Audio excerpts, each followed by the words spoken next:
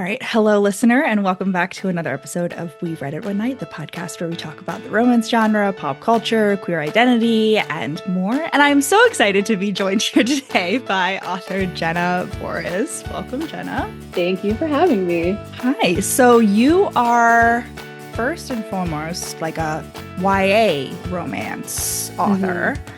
But you have your adult debut coming out. When this episode comes out, it's going to be in like less than 2 weeks, listener. So that's crazy. Pre-order a link below. It's really exciting. Yeah, it's crazy to think about that. The fact that it's like coming so soon, especially because the process for writing this book felt like it took so long. That it's just been an idea that I've been playing around with forever. So now the fact that it's coming out, I have my finished copy right here. Ooh. So like the finished copies are printed, they are being shipped as we speak, and the fact that people are going to see them and read them and hold them in their little hands is crazy. Their grubby mitts, get their grubby little mittens. Yes. Yeah. I remember seeing, so the book, listener, is called The Long Con. It's a sapphic heist, which is phenomenal. Yes. Jenna is holding it up. And I remember like seeing it like organically, like one of your reels or something like came across my feed like last fall or something. And I was like, sign me up for that. Thank you. I was like the grandma in Mulan, like sign me up for the next word. Yes. Like I'm in. That's how I feel whenever I see anything. Well, when you were talking about you have a sapphic heist book that you're working on as well. Anytime I see anything that's like heists and they're two lesbians or they're women doing crime and maybe they kiss, I'm like, I need that injected into my veins immediately. Thank you. And I mean, you pitched this book, and I've done this too, has been like, okay, like Ocean's 8, but like, what if they all kissed? They all kissed. There was some combination of kissing. Sandra Bullock could be with a variety of partners. And the fact that she wasn't is a crime against humanity. The fact that Cate Blanchett was in that movie and was not with a woman. That's insane to me. No one should ever cast her unless she gets to be actively with a woman. Like, I'm sorry, did she not win? And she didn't win it all. Did she win an Oscar for Carol? I don't know, but she should have. In my heart and my mind, she did. In my heart and soul, she has. So, So how does it feel what prompted like the transition to adult?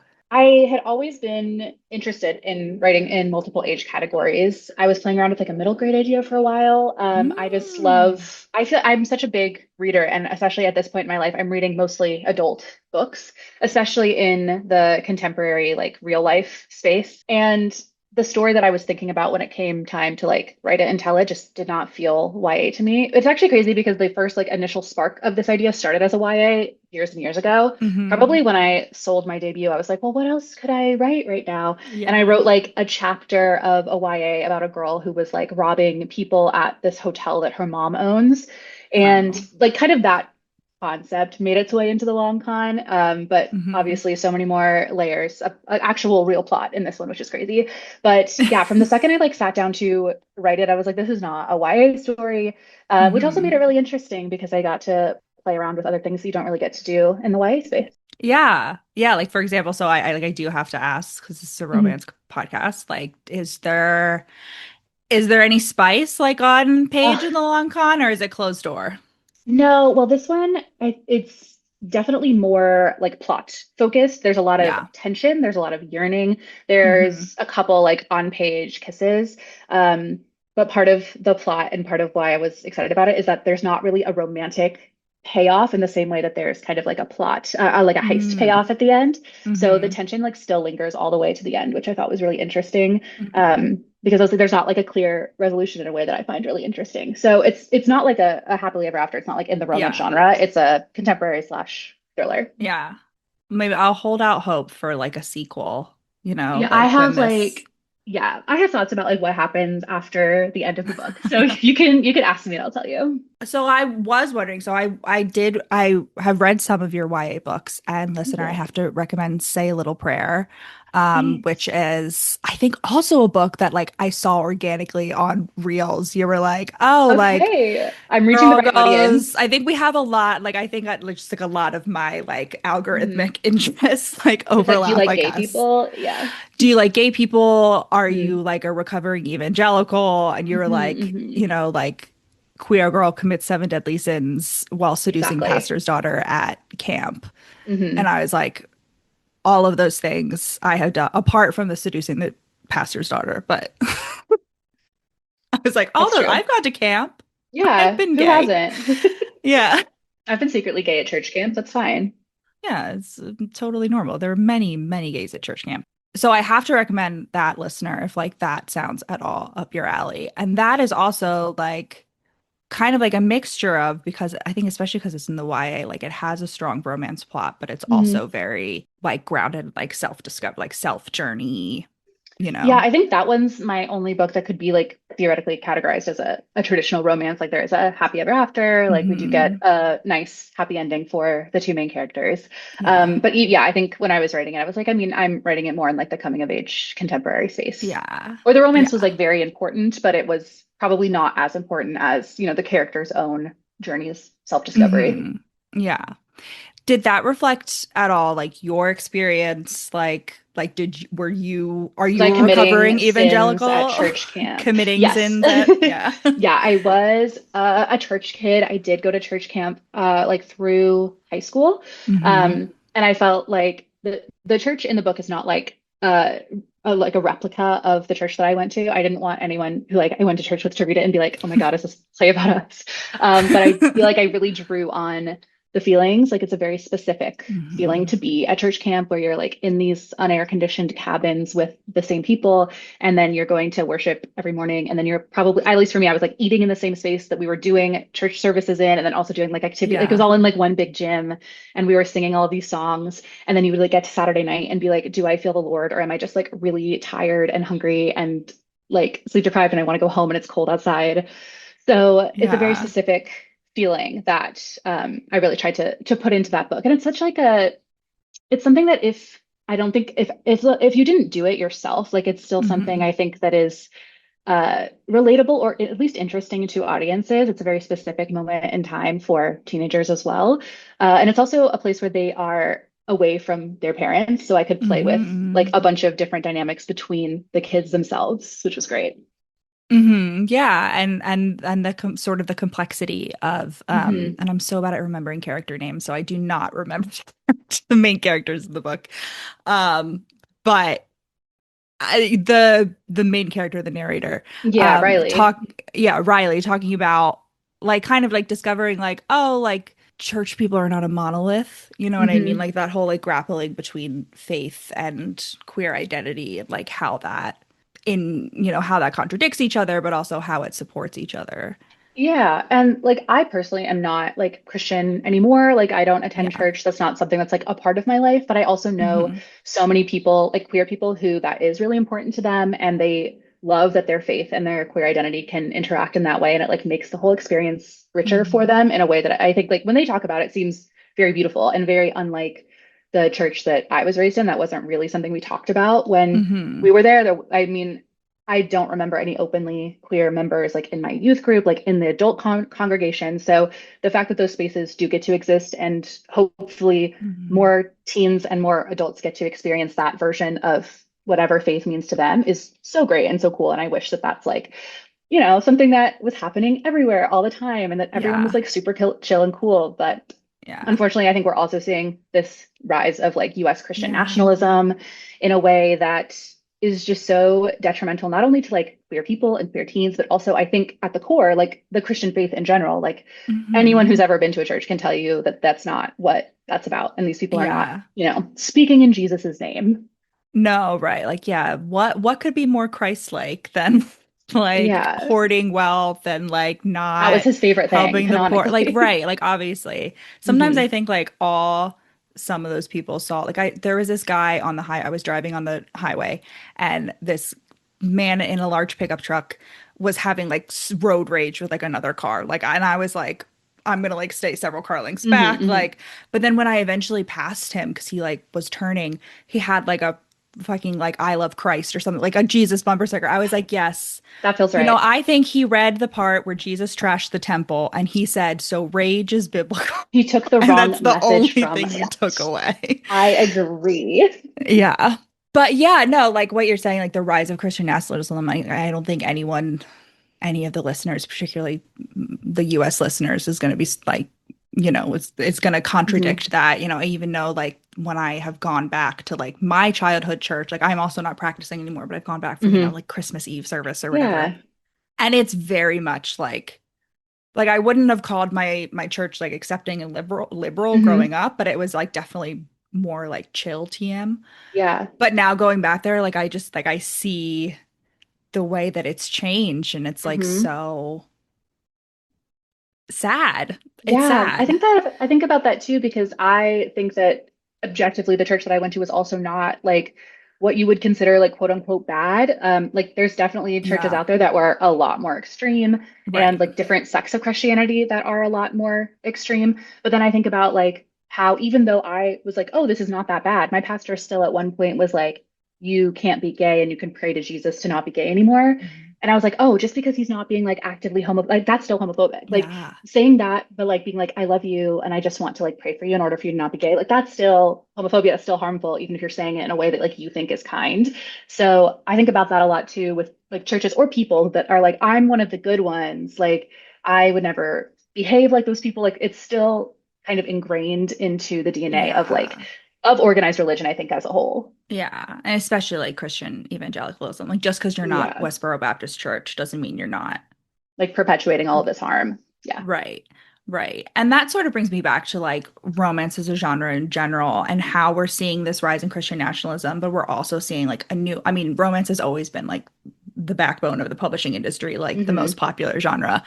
But there was a huge boom during the pandemic, right? And how we're sort of seeing these two things rise concurrently and how they are sort of opposing forces and examples of like the different ways that community can manifest because like for better or for worse like the Christian nationalist communities are still like communities in the loosest Hmm. definition, but then like counteracting that you have romance and queer affirming literature that is creating different communities and how like there's this like very strong push and pull between literature that validates all of that and people who I mean want to ban that literature, Yeah, right? I find it really interesting whenever book influencers specifically are conservative and they're talking about that so openly online by being like, I'm just here to talk about books. I'm here to talk about romance. That's not political. When obviously, if you have like what a single critical thought, you can be like, most parts of people, everyone's existence is political. Like the reason that you're Yeah. able to like, first of all, like if you're a woman, the reason that you're able to say your opinion online, or the reason you're able to have a cell phone or have a bank account to buy books, like that's all political. And Mm-hmm. the stories that you're reading about people falling in love, their circumstances are dictated by the Mm-hmm. politics of the real world, the politics of their fictional world, the fact that those books are in the store and people are deciding what you can buy, what you can't, Right. that's all political. So obviously the debate of people being like, this is just reading, it doesn't mean anything Right. is so tired and so silly to me. And it just also like makes no sense to me as somebody who like learned a lot about different things and different cultures and different people like by reading fiction when I was a kid. Like Mm-hmm. the first time that I was reading about like queer teenagers was in like fiction young adult books. And even though Yeah. that wasn't like, I didn't at the time think that I was gay. I didn't have any like really openly queer students at my school, but like that was an experience that I read and was like, okay, like this is a person who is different from me. I'm learning something about this. Mm-hmm. Like that's a political act as well. And so like the fact that people can read books and then come away from it with like not a single critical thought in their head is crazy to me. I wonder what it's like to live with like the No. emptiest head in the world. I wonder if they're just like No. so happy all the time. Yeah, it just doesn't because like I even think like when like like I grew up evangelical, I grew up Republican, my Mhm. parents are still like super conservative. And I believed that for a really long time, like throughout high school. And like even then, like there was always like this tug, like there were two wolves inside me, Mhm. And one of them like is gay. battling it out for like, knowing like, okay, this is what I've been taught to believe, but this is what I'm seeing like Yeah. in my experience like is correct and moral, you know what I mean? Um, but yeah, the reading isn't political. I don't know whether you saw like recently the Andy Weir, the author of Project Hail Mhm. Mary. like said he's like my books aren't political. And everyone was like, you write about space, like NASA, space Yeah. exploration, and like, NASA, whose like funding is controlled by the government, whose funding has been cut by the yeah, government, like to fund this expert. Yeah, that's like, and like at minimum, you write about space exploration, but you also write like, I don't know if you saw Project Hail Mary or read the book, but yeah, like, yeah, it's about like a man befriending an alien, and like yeah. ultimately they like are sacrificing like themselves for each, you know what I mean? Like, whatever. That's yes. Hmm. Yeah. So how do you approach that like as a as a up until 2 weeks from now, a Yeah. primarily YA author, particularly because as you were saying, like you found your first exposure to like something that validated what you Hmm. eventually realized was your own identity in YA literature. We all know that YA literature is like the first, you know, wave of things that is being attacked. Like how do you approach the whole don't make reading political, but also like YA in particular, romance, YA in particular, queer affirming literature is political. How do Hmm. you approach that as an author? I mean, I'm happy that my publisher has been supportive of me and my books. I feel like it would be really difficult to not have like know that my editor is like fighting for me on the inside. So like I'm very lucky that that is the case Hmm. as well. But I think about the books that the reason I wanted to become a YA author and write for young adults is because the books that when I think about like what formed me as an adult, they're all YA books, like books that I read at very pivotal points in my life that either informed like who I became or like informed my taste of reading. And I think it's such an incredible honor and privilege to be able to write something that could be that for somebody else. I think that it's something to be taken seriously. A lot of the time, YA I think can be looked down on as, it's not serious literature or whatever. Hmm. But I think there's something really wonderful about knowing that you're writing for a teenage audience and knowing that at the end of the day, like it doesn't I mean, it doesn't really matter what the adults are thinking or saying about you or your work because most of the people who are going to read it are not online writing like weird little Instagram comments. Like most of them are teenagers who would like pick it up in a library or something. And that Yeah. again is like another aspect of this whole system that we found ourselves in where books and libraries are getting like it's getting harder to place books in school libraries and also in public libraries with book bans both like at the Hmm. school district level and at the state level. Yeah. So the fact that this is like mostly affecting teen and YA books is I think one of the worst things about the book banning of it all at the moment Yeah. because that's like where these teenagers and where these kids are finding their work. So again, like I'm really glad that my publisher, like Penguin Random House, is like at the forefront of like fighting back against Hmm. these book bans, filing lawsuits against the US government, and Hmm. fighting the fight in that way. And also, I've connected with so many amazing librarians who are like, no matter what, like we're putting these queer books in the library, like that is their Yeah. job, that's what they love to do. So it can get a little hard and discouraging, I think, if you're just reading headlines, if you're just kind of doom Yeah. scrolling and seeing people's opinions. But I think when you're actually out there talking to real people, like it's made me feel a lot more hopeful about the situation to connect with real people and to connect with real teenagers who have read the book and like really relate to it. Like either they relate to parts that are like kind of sad that they have to go through that, or they relate to the fact that Hmm. like these characters do get to have like a lovely happy ending and that made them like Hmm. feel hopeful in their own life as well. So it really is twofold. Like the entire situation is difficult and scary at times, but I think at the end of the day, the fact that I've been able to connect with so many people just gives me a lot of hope for the future and especially the future of young adult books. Yeah. Yeah. I love that you brought up libraries. I'm like, I do most of my reading I love from libraries. libraries. I'm a Yes. Me and my big, Libby big app library are like gal. this. Oh yeah. Me and my Libby app, Hmm. I like collect, I've talked about it on the podcast before, but like I collect library cards like Pokemon. Like I Same, have same, like my same. local library, like the like Philadelphia Public Library is available to like anyone in Pennsylvania. Oh, that's Like so nice. my sister and I share library I took my cards. mom's Like library card, like her yeah. Orlando one. I was like, I'm entering this in immediately. Yes. Yeah. Yeah. My sister has like Austin Public Library, which is like great. And I'm like, yes, please. I'm Hmm. just And gonna that's for log me that too. in. Thank you very much. Hmm. One of us is paying taxes in this place. That's all that Yes. And that's matters. all that we need. Right. That's what I was like, well, Texas doesn't have an income tax, and I've paid sales tax in Texas. So technically, Okay. I've paid for the You've paid a library. tax. There you go. There you go. Exactly. Yeah.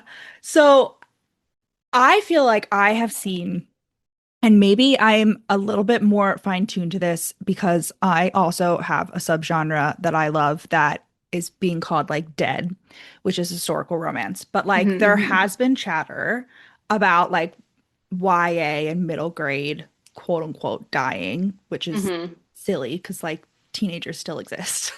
So true. Yeah. Right. And they always will, and they'll always want to read about themselves. But like how do you like sort of approach that as a YA author? Like, do you think that's true? Do you think it's just like the echo chamber of the internet? I think it's probably a mix of both. I would say for me personally, if I listened to every single person every time that, there was a discussion about a genre being dead, I think I would just be too paralyzed to write anything. Hmm. And so I really try to make sure that if I actually want to know like what's going on market wise, I will ask like people who I know are in, like I'll ask my agent, I'll like talk to my editor. Like those are the opinions that I'm going to value in the situation, not like some random person on the internet. Like Right. my debut was a YA sci-fi, and at the time we were on submission with that.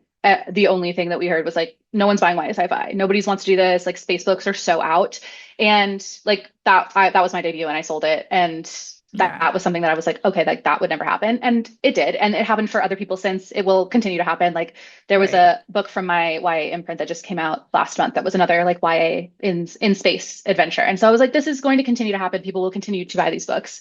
And I also think that the Yeah. YA is dead conversation. I do think that there is maybe an issue of publishers not necessarily knowing how to market those books or tap into the right audience, because I think fantasy can be a lot easier. It feels flashier. You have this big like hook concept right off the bat. Hmm. You can like make merch and stuff like that, and like have these Yeah. beautiful sprayed edges, and that could do a lot of selling the book for you. I do think that there is a problem of publishers either not believing that their contemporary works can do those same amount of numbers and therefore not investing the right time and energy and money into those books, or just Hmm. kind of assuming that like all those books are going to sell, like a normal amount to like keep the genre afloat. We don't need to like Hmm. actually put in specific effort Right. into either one of those titles.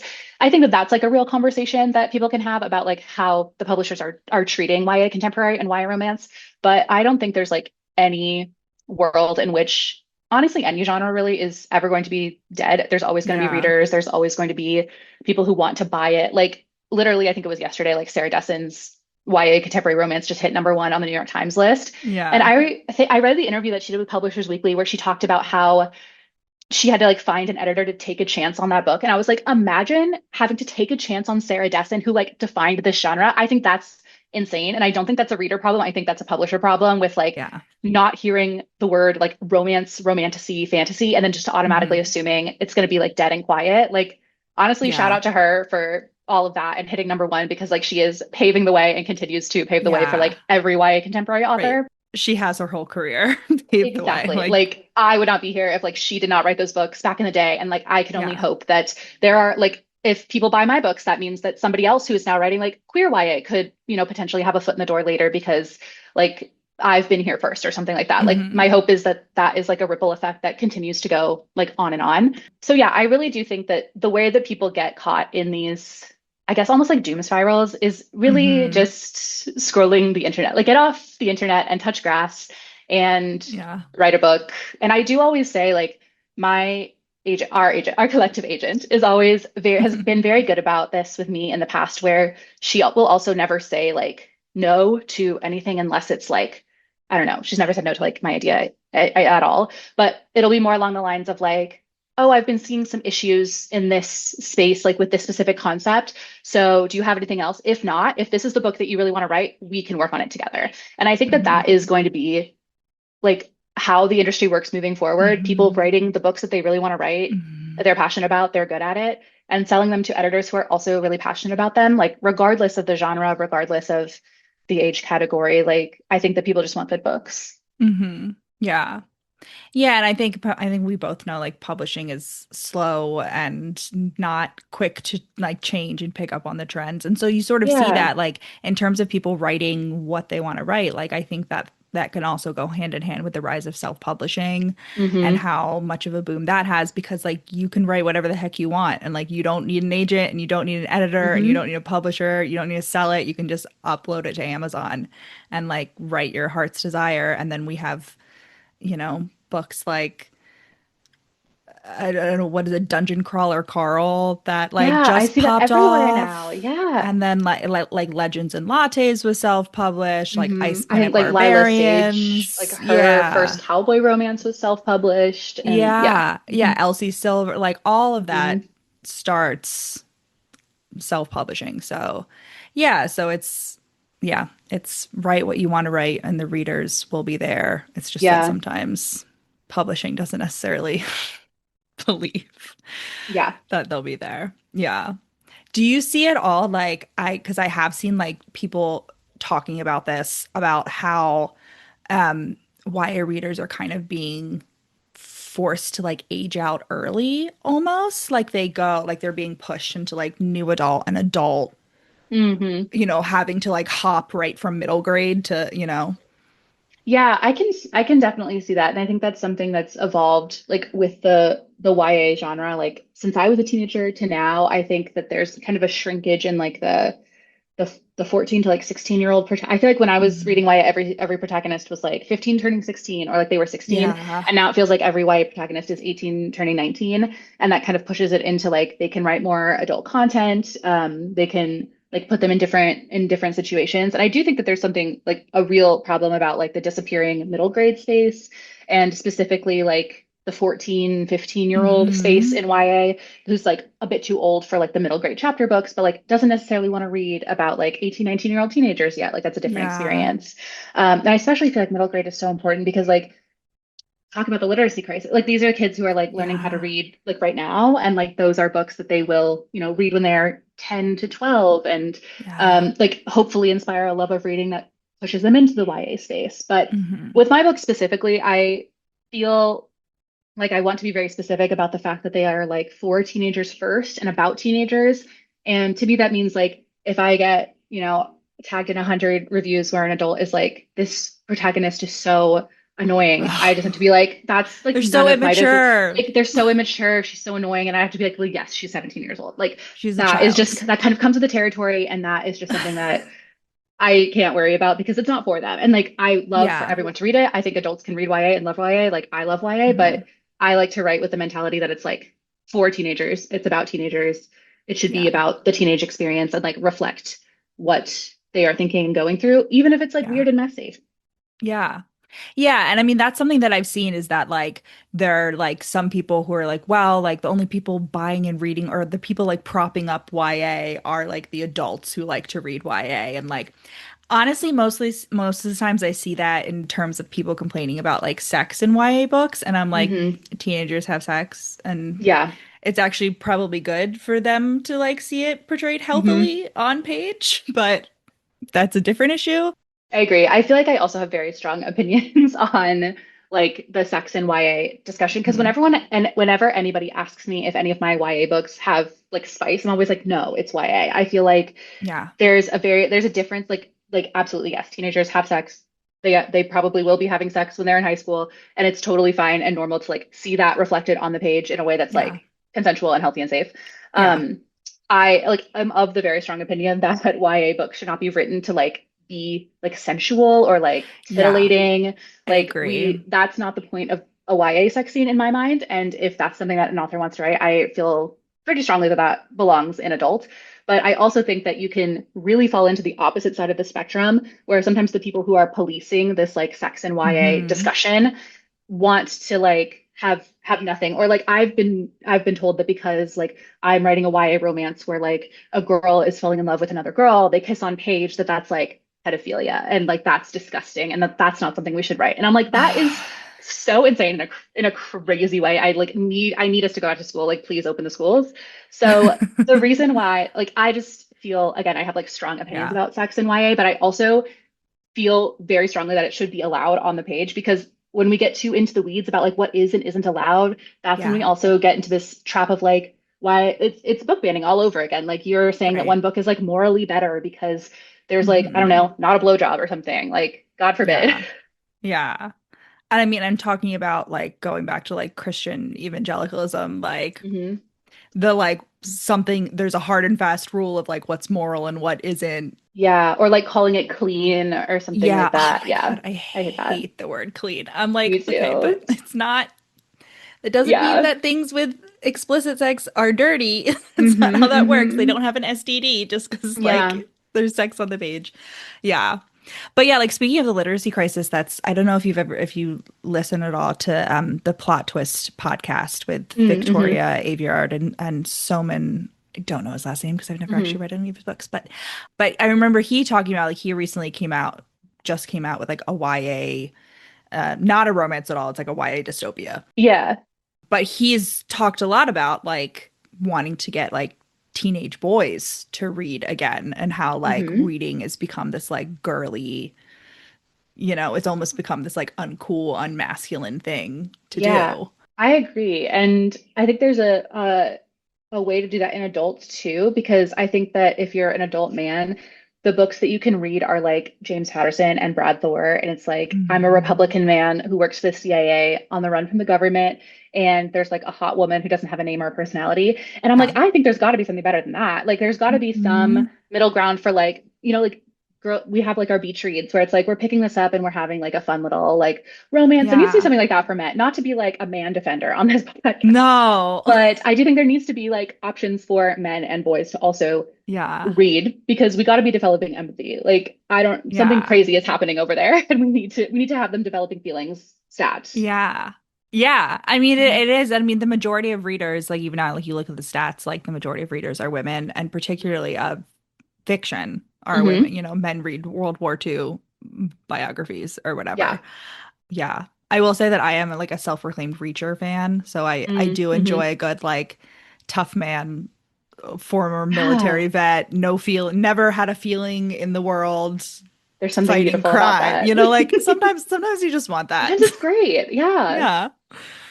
But it's all a mess. It's all a mess. Hmm. But I also wanted to talk to you about sapphic romance because, Yes. and just like sapphic storylines in general. Obviously, the long con is not a romance Hmm. genre romance, but it does have like a romantic subplot. Hmm. Hmm. And it's sapphic, like we've Yes, said it from the beginning, which is very is. exciting. And Say a Little Prayer that I also read is also Hmm. sapphic. And so is I was like looking more at your Every backlist, time you like hear you that have, song, yeah. yeah, Hmm. every time you hear that song is sapphic. So why do you focus on sapphic romance? I don't know, I love women, like I just think it's so beautiful. I did have a moment where I was writing every time you hear that song where it's a dual timeline. And so in the modern day Hmm. timeline, it's a bisexual teenage girl who is, falling in love with this boy who is like one of her coworkers, but she's also kind of dealing with the fact that she had a crush on like one of her girl best friends and like what does that Mm. mean for her? Like, et cetera, et cetera. And then in the Gay past panic. timeline, gay panic. And then in the past timeline, it's about these two like country music singer songwriters in 1960s Nashville who are like canonically lesbians. Um, Phenomenal. exactly. But I remember like sitting down to write every time you hear that song and just kind of like writing a paragraph about the teenage girl in modern day, like how she was thinking about one of her best friends that she had a crush on and like what that felt like to her and how she was just going to like maybe ignore it for a little bit until she went to college. Mhm. And I remember like literally sitting back and being like, oh, interesting. Maybe we will unpack that later. But I felt like when I was writing every time you hear that song, it was very much also a process of me like coming out and like to myself, to like some of my friends, Mhm. like realizing a lot of the feelings that I had had for years like weren't nothing, like weren't crazy. And that book gave me like a really beautiful space to kind of process all of that. Mhm. And I remember thinking too, especially with YA, when I was a teenager, I do think that teens today, whenever I look at the sapphic books that are coming out, I'm like, oh my gosh, like I would have been so into this. Like if I read some of these books when I was a teenager, like that would Yeah. have changed my life because I remember the books that had gay characters, at least that I was reading in young adult, were like gay men. I don't remember really reading about gay women, anyone who was like identifying on page as bisexual. Honestly, until I watched Glee, and I don't know if that is like the And that best place to was get your representation, but I was like, there's lesbians on Glee in a big way. So I don't know. I just think it's the teenagers today have such like a bounty of sapphic books to choose from, and I think that's so important and so wonderful. And Mhm. I just think that you don't have. enough of them. And I could also just like get into the kind of like sidelining of sapphic media as well. Like I'd love the to get into that. success, oh my Yeah. God. Well, like the success Let's of talk like about that. shows like Heated Rivalry. I Yeah. think that when people are thinking about what makes Heated Rivalry special and have so many fans, I think people are like, it's sports romance. And that's not, to me, at least No. how I see it, that's not entirely true. It's like the fact that it's this queer story and the whole entire story is like inherently about the queer experience is what sets it apart and is what makes it Mhm. special. So whenever I see these book recommendation lists that are like, if you read Heated Rivalry, you will love these, and it's just all like straight sports romance, I'm like, you're missing the point. No. And then I think about how if there are so many like sapphic sports romances who I'm like, Yeah. I wish that they could get an ounce of this treatment because Yeah. that would have the same effect on like Yeah. women that Heated Rivalry had on all of these people right now. And I'm really crossing my fingers for the next season of Bridgerton because I can already I have like not watched Bridgerton since season one. It's not like my favorite, but I will be tuning back in Yeah. just because I'm like, they will not be able to Yes. say this is the lowest watched season of Bridgerton because No. I will be watching it because thank God we finally get lesbians after four Yes. seasons. God forbid, Yeah. God forbid girls kiss each other a little bit on the mouth. Like, oh my God. Um, Yeah. but that's also why I'm like, I love writing sapphic stories. I will probably do Yeah. that forever because I still don't think there's enough. Yeah. Speaking of heated rivalry Sapphic Mhm. adaptations, have you heard that Meryl Winsler's Cleat Cute, which is like Yes, soccer, has been I have been optioned by tracking. Megan Raponi? I don't Rupino, know. yeah. Rapino. There you go. So yes, I'm literally crossing my fingers. I'm like, this is what we need. This is what the girlies have been asking for. Like, please. There is also I saw another thing that came up organically. I can't believe I'm Mhm. shilling so much for the Instagram algorithm right now, but like it has actually brought me You're paid off by some big meta. I've said like, God dang, you know what, Mark Zuckerberg, if you'd like to He's sponsor the got you. podcast, Yeah. I might consider it. Hmm. um, no, but I saw a trailer for it's Lola Tung, who's the actress from The Summer I Turned Yes. Pretty. She has like a sapphic It's like a sapphic soccer. soccer thing. I Yeah. don't know whether it's gonna be like happy or whatever, but like But I'll be I'm tuned like in. I am signed up. I'm Hmm. listening. Thank you. Yes, I Yeah. think it's almost like a meme at this point, like how many sapphic TV shows will be canceled after one Oh my season God. or just like never renewed in a crazy way. And I'm like, I don't know. I think again, if we put an ounce of the same like passion and marketing into these shows as we did to like the gay male shows, which again, I'm so happy that they exist. I think we could have both. Right, right. My Kingdom for First Kill season two. Oh my God. Yes. For those of you not aware, listener, it was a show about a vampire and a monster hunter teenage girls. And here's the thing, it was bad, but I would have watched But it was so many seasons. It campy. was bad. I made my girlfriend watch it with me when we were like first started dating, and she was like, "This is what you like," and I was like, "Yeah, this is important to my culture, Yes, actually." actually, yes. This Mhm. is if you don't love this, you don't love me. Yeah, Yeah. exactly. And it's written by V. Schwab. So like let's not Yeah. pretend like we don't have a master storyteller behind the scenes. No, Anyway, absolutely. I I can't think about First Kill for too long because then It'll I'll make just me get too sad sad. at like what we were robbed. I know. But yeah, like you're saying, like sapphic media is so often sidelined. I mean, we've just seen going back to Bridgerton, like the outpouring of hate and like disgust that like would Mhm. not have happened if it was like one of the brothers who was Yeah. gay. You know what I mean? And yeah, like sapphic media is sideline sapphic romance in general, particularly like in the adult space. I know you were talking about how like there's a lot more in like the YA space, but like sapphic media in Mhm. the adult is like nothing I compared want more. Yeah. to romance. And again, like it's wonderful to Hmm. have gay romance, but it's like, yeah, you want more sapphic romance. Yeah. At the end of the day, it is just misogyny all the way down, Yeah. unfortunately. Hmm. Yeah, it's the good old patriarchy. Hmm. Patriarchy strikes again. Yeah.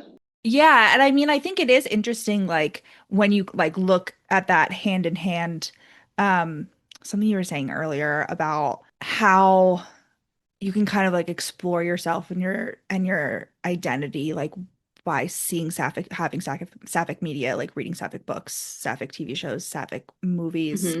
and how that is sort of suppressed, and but we're then like, let me catch my train of thought. Okay. sapphic media is suppressed at the same time that romance is having this big boom, and romance is touted frequently as, you know, written by women for women, which is like Hmm. Hmm. not a phrasing that I love because people of all genders are welcome. Yes. But it is a genre that like baked into its foundations is exploring like female sexuality. But Hmm. even now to this day, it's still like steeped in patriarchy because like straight romance is the most popular, Hmm. obviously. But then like romance is like so much more popular than sapphic romance. And it's because like so many readers who are still like primarily women Hmm. prefer to like not read about just women like exploring sexuality on page. Yeah, I think we can also get into this is where I think it does a disservice to like the like romance as well, because I think you get into these women who are reading that and almost like infantilizing these characters Yeah. because they're like, oh, my sweet little baby boys. Like I can still Hmm. project like my version of desire onto them because they're men. Yeah. When in reality, like their relationship has nothing to do with like a straight woman reader. Like that's not Yeah. really who the story is for. And that's not saying that like you can't read and enjoy them, like you absolutely should. But I Yeah. think that does a detriment to like all types of queer media when the readers like refuse to engage with not just like the character, but like the themes of queer work in general. Like the reason that it's able to exist and be published is not just because of like the characters on page, but because of a very long history of Hmm. like queer suppression and people who were fighting for queer liberation, queer rights, like for decades and decades, and people who died for that and whatever, whatever. That doesn't have to be like on page Hmm. of every single book, but that is like the context that people are bringing to these stories. And especially like with women who are reading, I do think it's a lot of internalized misogyny to like feel like you can't enjoy a romance book when a man is not there because I read straight Hmm. romance. Like that's not Yeah. necessarily something that I would want or relate to, but I still read a straight romance and I'm like, what a good story. Like I think that people who refuse to Yeah. read any kind of queer literature just because they're like, oh, I wouldn't relate to it. I'm like, that is an excuse to me. And Yeah. that's also something that I'm like, I think that that's a very dangerous and slippery slope because I would hate to see someone say that about like an author of color or like a black author or like Right. an author, yeah, anyone who's writing about their culture. Like, I think that's a really shitty thing to say. Like, I'm not going to read that because they can't relate to it. Like, that's not the point. Like, Right. you're not necessarily supposed to be related, like relating to all of these characters all the time. It's not for you, but like, Yeah. you can still read and enjoy it. Yeah. And people are a lot more comfortable saying that, like, that the quiet part out loud of like, oh, I can't relate to them because it's queer women. Uh, It obviously does have like people do constantly all the time. hmm You hear BIPOC authors being like, readers are like, oh, I can't, I just like, I didn't connect with the I just like, couldn't get character. into it. And I'm And like, they're that's, not we know what that saying, means. right, they're not saying, oh, it's because like I'm a white woman and this main character is black, but like, there's That's what they mean. Yeah. that is the reason is because you can't like self-insert yourself, but they're a lot more Hmm. comfortable saying that it's still like socially acceptable to like say Hmm. that part out loud when we're talking about sapphic media. Yeah, I agree. Not that it's acceptable like in any context, like to be clear, obviously. Hmm. I think we're seeing a lot of readers like not have that empathy that we were talking about earlier about like building about like the ability to like put yourself in a character's shoes if you can't Hmm. like picture yourself as a character. I don't know. I hear people talking all the time of like, oh, I couldn't get into this book because like I couldn't picture I mean like I couldn't put myself in it. And I'm like, that's insane. That's never been a problem for me. For me, like I'm in the cuck chair in a I'm book. watching this You know what I unfold. mean? Like Yes. I'm Hmm. on the ceiling, like Spider-Man I'm style, in like your what? walls. Yeah. Yeah, like I have like I've cut out eye holes in like a Hmm. portrait, and Hmm. I'm like I watching you agree. walk by. So like that just doesn't. I'm like I can't imagine why do you want to be that person? Hmm. But it is. I feel like more people are, and I don't know whether it's like more people in general are doing this, or just more people are. We're all chronically online, and more people are vocal about it. Hmm. But like there is that kind of trend of like not being willing to like step outside of your own identity and like lacking the Hmm. ability to like empathize with other Yeah. I think a identities. common thing that I also see, especially from readers online, is like, oh, I don't read like there's no good sapphic romances, or like I Oh didn't my like the God. sapphic romances that I've read. And I'm like, if you read the same five that are, on everyone's to read list, maybe that's just not the type of book that you like. Right. Like, but the sapphic genre is like it's just so expansive, and I truly think like so many books for every reader, especially at this point. Like Hmm. I feel like there's so many great sapphic books that just came out like yesterday. Like we're adding to the canon Yeah. every single day. And I think that it's almost like hubris to be like, well, I'm different. Like I haven't found one that I like yet. And so that means that they're all bad. Like that's just It's not true. It means that, insane. I don't know, like mama, let's research. Like open up Google. Like what do you like in a book? Like do you like enemies to lovers? Like look for sapphic enemies to lovers books. Like you don't have to read the same two things Yeah. that I recommended to everyone all the time. That just might not be for you. But I think it is very damaging to say like, well, I've never read a good sapphic book because again, like I think that's something that would be really hurtful to say about like literally any marginalized audience. And it happens all the time. Yeah. People do that too, where they're like, I've never read a good Black romance book, which is insane. That's a crazy It thing to say. crazy. And it also Kennedy is like, Ryan exists for I one. know, Kennedy Tia Ryan and Williams Beverly Jenkins exists. exist. Like, Yeah, like that's crazy to me. And that again, that to me like is an indictment on the person saying that and yeah. not on the author in general. Like that to Yeah. me shows that this person is not like really interested in reading or engaging in books past like what comes on their For You page. And I think that that Yeah. is going to do, that's like a reason I think social media is the reason that social media is kind of a detriment to the publishing industry because Hmm. the things that trend well on social media are not going to be the book for Right. every reader. And then you end up in these situations where people are like, I've never read a good sapphic book. No. And I mean, we know for a fact that, okay, now I'm making up for the fact that I was shilling for algorithms earlier. Yeah, let's take We it down a know that notch. the algorithm does, especially on like TikTok, which unfortunately Yeah. is still like the place that a lot of people get their book recommendations, Mhm. actively suppresses queer, BIPOC, disabled, Yes. like anyone Yeah, who's not like a pretty straight, skinny white person, you exactly. know? So I'm like, yes, if that's where you're looking for your book recommendations, you probably are only getting the same handful of books because that's what the algorithm has decided to like. So I don't know, maybe might need to crack open a laptop and do a little Yeah. research. Or even just, like a post from a different creator every once in Yeah. a Or while. Cause like like go to I the don't know, but like library. again, like I was telling you, like I literally discovered two of your books like from the Yay. algorithm. Like it is possible Yes. if But you're like, yeah, like interacting. go to an Yeah. indie bookstore and ask like your booksellers because they, I mean, that's literally their job is to give you book recommendations. Be like, I Yeah. didn't love this book. Do you have anything that's like this? Like go to your library, do the same thing. There's so many different ways to Yeah. find books, but people love to be online talking about things instead. Yeah. But even people will like come into like comment sections of like videos and like posts that I'll make and they'll be like, "Oh, I just never like I didn't like this at all. Like whatever. Like I don't understand why people like this." And I'm like, "Well, and I'm like, you know what? I will dive in and I'll fight the good fight. I'm like, here are 10 Hmm. recommendations that are all very different. Yeah, We read the first 10 pages, there's gonna be one. and there's gonna be at least one that you'll Hmm. like, you know? Agreed. And yeah. I think that's also like I struggle with this too. People struggle with like DNFing books. I think Hmm. we need to be a lot more, which is hard sometimes because when you like, Hmm. if you are someone who buys books, right? Like obviously, like we love the library. Like I'm like, if I don't like this, I'm returning it. Like I don't care. Yeah. But like it's more difficult like when you're buying books, even like if you're like buying the ebook like on Kindle, um, it's hard to like DNF something once you've Hmm. invested in it. But I do think there is also like people like just suffer through a book that's just like not for them. Not for them. And it's fine. Just you can put it down. Put it in a little free library or lend it to a friend, and it's fine. There's so many books out there. There's one for everyone, I promise. Yeah, right. Like sometimes it's just not for you, and that's okay. It's That doesn't make okay. it bad. Yeah. It just means it's not for you. Hmm. So, what recent all-nighter did you bring to discuss I today? have my physical copy right here. So Oh, I don't have I have one book. So I have Don't Let It Break Your Heart by Maggie Horn, and I I don't have just a finished physical it. it's so good. And I don't have a physical copy of her latest book, which is called, is it Freddie and Stella Get Hot or Stella and Freddie?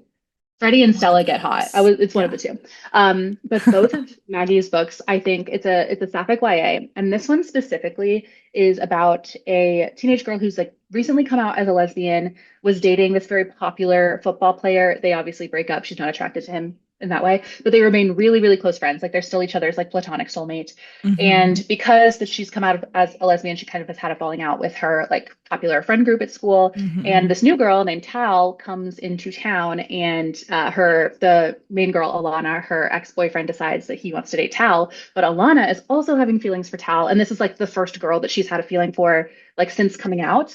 Right. So it's complicated. It's a kind of a secret, almost love triangle Yeah. between these three characters. And what I love about Maggie's books, and this one, and also the one that just came out this year, is that it feels so authentically teenagery. Like I actually blurbed this one, brag, but Ah. I I did when I was reading it, I was like, this is like I am 16 again. I am like Yeah. sneaking a little sip of wine in my friend's basement. I'm like feeling all these Hmm. feelings so intensely. Like not only does she write romance so beautifully, like queer romance Hmm. and also like platonic friendship, there's also so many interesting dynamics between Alana and like all of her ex-friends that just feel so Yeah. teenagery to me. Yeah. I think that Maggie is so good. She's also written middle grade books that I also Yeah. highly recommend. But I think Maggie just has like such a lovely, like singular YA voice. And whenever people are talking about like who do you think should be like the biggest name of all time, I'm like Maggie Horn, obviously. Like Maggie Horn. I love her. I think she's great. So Yeah. cannot recommend her books enough. Yeah. Yeah, I just finished Don't Let It Break Your Heart. I like you Mhm. like sent me you're like I want to talk about this book Yes. yesterday and I checked it out from the library and I did finish So you the did book. in one day. Yeah. So it was an all-nighter for me as well, listener. And it Hmm. yeah, like you were saying, like it was so and I think it's particularly good because I think sometimes when I struggle with YA, um, sometimes the writing is just not for me, like on a Hmm. prose level. Like I Oh my think gosh, and her prose is so good. yes, and Maggie Horn's prose is like I'm like if you're listener someone who's like I need like crisp prose, Hmm. absolutely. I've only read Don't Let It Break Your Heart, but like that like Yeah. incredible sapphic romance, like HEA all the way, and is yeah, it was so lovely and intense.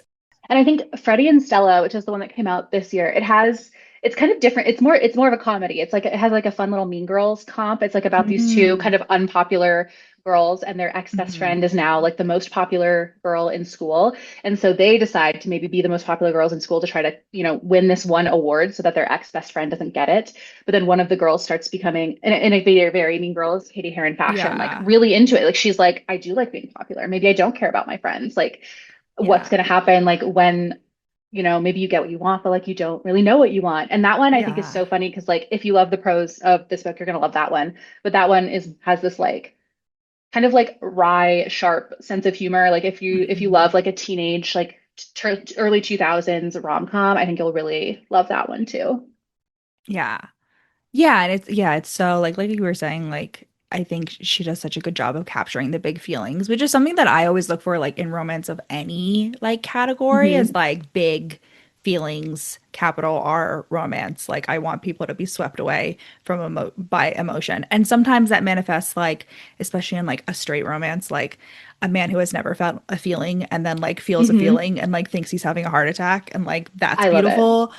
But also sometimes it's like like two teenage girls like having Yeah. a secret relationship in like a kind of homophobic town, but not really homophobic. You know what I Hmm. mean? Like this Yeah. like liminal space that I think is really important to read and I think really allows people to Yeah. I also think all of her teenage characters like sound like teenagers, which is another thing for me if I'm reading like a YA contemporary.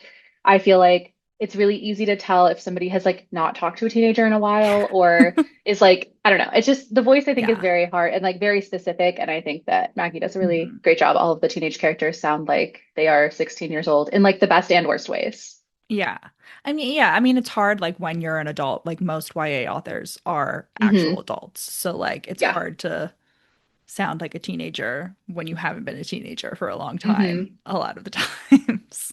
It also has like such a like beautiful for the like the if anyone has like particular like justice sensitivity, like Mm.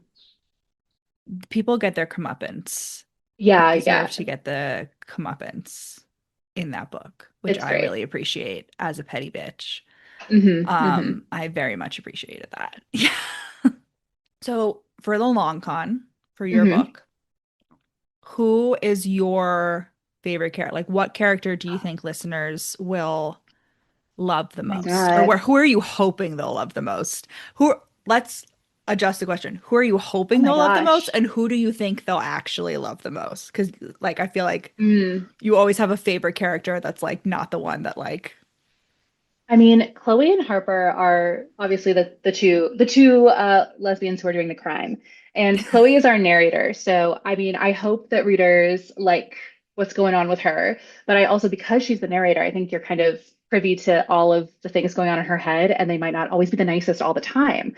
So, I think that that's a really interesting kind of thing that I had a lot of fun playing with because she's just not always making the best decisions. She is not always like coming from, a place of kindness in her heart. And I think that was really fun to play with, but I don't know, Mhm. I could see that that could be a bit abrasive for some people. I personally Yeah. love when a character is just kind of like a bit of a bitch in their inner monologue. But there's Yeah. also just something really cool girl about Harper. She is the other con woman in this equation, but she's also super rich. She's kind of an heir to this hotel empire. So she and Chloe are coming from very different places, different backgrounds, different perspectives. And every time that Harper's on page, she's very effortless. She's gorgeous. She's in her designer clothes, with her designer bags, and Yeah. her designer sunglasses. And in Chloe's inner monologue, that's like the worst crime you could possibly commit is like being hot and like also And kind of mean to rich. her and rich, where she's like, I hate you so much. But she's Um, also like, stop being mean to me or I'm gonna fall in love or with I'm you. going to fall in love with you. That's like Yeah. absolutely what happens. So I feel like it's really a toss up. I am really interested to know, like, if you're a Chloe girl, if you're a Harper girl, like what your vibe is. Hmm. I do also love the rest of their little heist crew. I think Chloe's Hmm. friends were really fun to write. I loved all the scenes where kind of the four of them were together, kind of figuring out what they were going to do for this big Hmm. elaborate heist. So yeah, I think the crew is really fun, and I hope that everyone loves them. Yeah. I love that you brought up how she's kind of like abrasive Hmm. and like an unlikable narrator because that's also something that we see people complain all about, like the quote unquote unlikable female narrator and how like so many things that are, unlikable with a woman Would not are be like with a things man. that Yeah. they're like, "Oh my God, that's so hot when he did that." Hmm. Yeah. Exactly. It's misogyny. I told you. We talked about this It's earlier. misogyny. It's still here. Yeah, I think it'll be really fun. Yeah. Yeah, to see how people can be cool for like 2 seconds. Yeah, see if Like they just can be be cool. chill and cool. Yeah, Be cool. We'll it's see. okay. I don't It's know. People fiction. aren't generally good at that. Yeah, At I being guess we'll have to cool. find out. Yeah. So what's the one sentence pitch for the long con? Ooh, I've usually been pitching it as two rival con women have to team up to rob a exclusive Miami resort, and maybe they'll kiss. Maybe they'll kill each other. I don't know. We'll have to find Maybe they'll out. kiss. Why Mhm. not? Why not? That does make like is there a possibility of like a knife to the throat scene? Because I do love those. I think there is a distinct possibility that something of the sort could happen. Ooh, I love. See, that's for me like what enemies to lovers truly is. Like I need you to Mhm. want to kill each other a little Oh bit. yeah, like And these girls are not friends. They don't like each other, but there's still like that attraction where you're like, I hate myself for like being attracted to you is kind of, I guess, the thesis of their relationship. yeah. It's like a game recognizes game scenario. You're like, Yeah. It's I like I'm kind of impressed by what's happening, but like it's so fucking annoying. right, a worthy opponent, but like that's still your Yeah. opponent. But like You're at what annoyed by that. cost? Hmm. Right, right. Will it get will it cost an orgasm? Maybe. I don't know. Maybe. Who We'll knows? I guess see. we'll have to see. Yeah, we'll have to see. I love that. Okay, so apart from Don't Let It Break Your Heart, what was Mhm. the last book, any genre, any type of book that made you want to stay up all night reading? Ooh, I mean, I am really close to finishing, seems like the book of the year, yesteryear, and I'm Mm, okay. about, I'm like really close to the end, so I feel like I don't have a solid opinion on, what's about to happen Yeah. to me, but I do find that book, for better or worse, compulsively readable. Um, Yeah. I don't know if it maybe did all of the things that it set out to do in the best way, but I have not been able to put it down, and I am Hmm. very interested to like read the end and then be able to like have a full, complete thought on it because I've really tried to avoid I can see how it's like a pretty divisive book, and I think people either Yeah. really like it and really think it succeeded or really don't like it. So I've been trying to kind of not look at reviews until I can like finish it and figure out like what I think about it first. Yeah. About like an unlikable narrator and unlikable protagonist. Like there is no Yeah. redeeming quality about this woman, this main character. And Yeah. it's again, it's very readable. Like I am just like turning the pages, being like, what is going to happen to this girl? Yeah. Yeah. A lot of people I know like went into it with the sort of like hope of like Schadenfreude.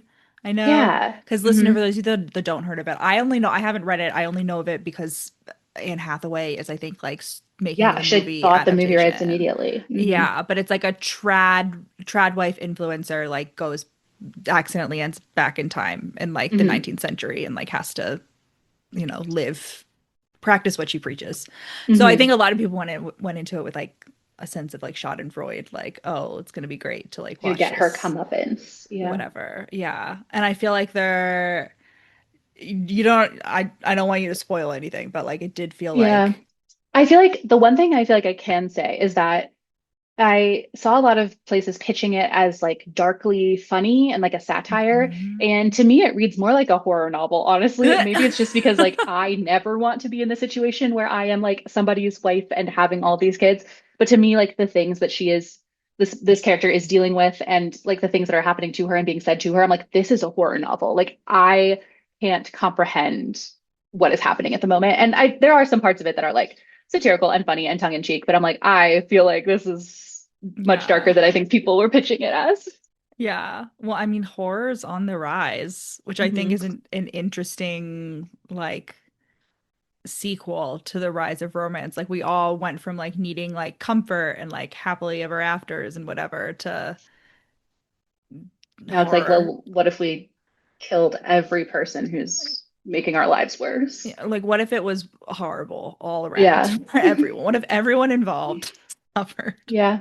All right, so where is the best place for them to pre-order the long con? Oh my gosh. If you want signed, personalized copies, I don't Mm. have an art print up here with me, but they also come with a Sapphical art print. You can Oh, pre-order from my local indie, One More Page Books in Arlington, Virginia.